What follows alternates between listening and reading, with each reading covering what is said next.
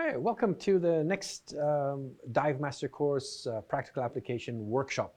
This one is going to deal with workshop number 5, which deals with discover local diving. So here I am in the instructor manual. I'm going to go to the Divemaster course. You see here, and I'm going to go down to the workshops, and I'm going to find workshop number 5, not Mambo number 5. And here we are, discover local diving in open water. I will also prepare by looking at the guide to teaching, again, coming to Divemaster course, conduct and skill recommendations, and then find where it talks about workshop number 5.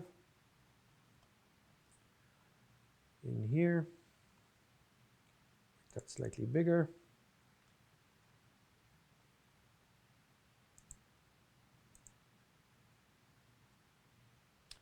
There you go. So these are the tools I use to prepare for this workshop. And the way that you begin this workshop is the same as you've done with several of the other workshops, is you're going to take your Divemaster candidates and you're going to have them meet these black bold requirements. These are the performance requirements. So we're going to begin by letting them go into the instructor manual, and you're going to open up the Discover Local Diving section and review the standards. And as you probably know, the standards for this is pretty straightforward. It's mostly the fact that they're a certified diver, and it's someone looking for an orientation to a new environment.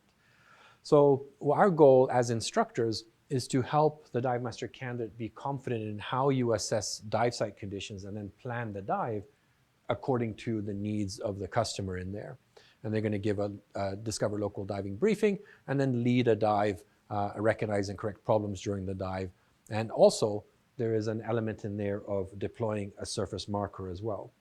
So as I go through this workshop, like I said, I'll open up the instructor manual, review the standards, and then I'm going to give them a chance to talk about how to evaluate dive conditions. And ideally, you want to take them out to a dive site so they can look at the dive site, look at the conditions, and explain to you how you're evaluating that, and explain those observations. And then you're going to give them a scenario. So here's an example of one. You have a diver who has just refreshed, they've just completed the Reactivate program, and they're going to go diving in cold water in a kelp forest for the first time. And another scenario can be divers doing a boat dive the first time, or someone using an SMB for the first time per local dive protocol, etc. So those are some ideas to get you going.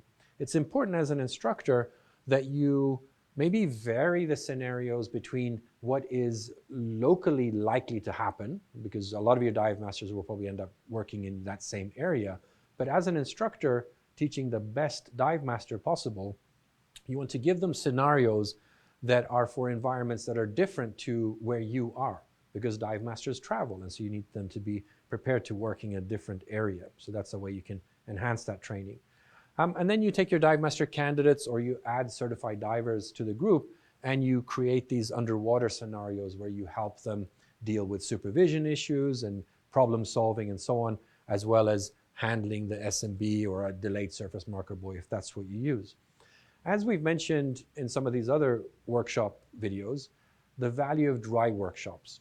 This is another one where I would take my Divemaster candidate or candidates, add some people to the mix, and then create a dry workshop in the classroom or outside before going in the water, where I can add some three-dimensionality to the scenarios that we've discussed in theory, and have the Divemaster control these divers as they walk around, and I can manage the scenarios in there. I can add risk management elements and so on. So dry workshops, again, are super valuable.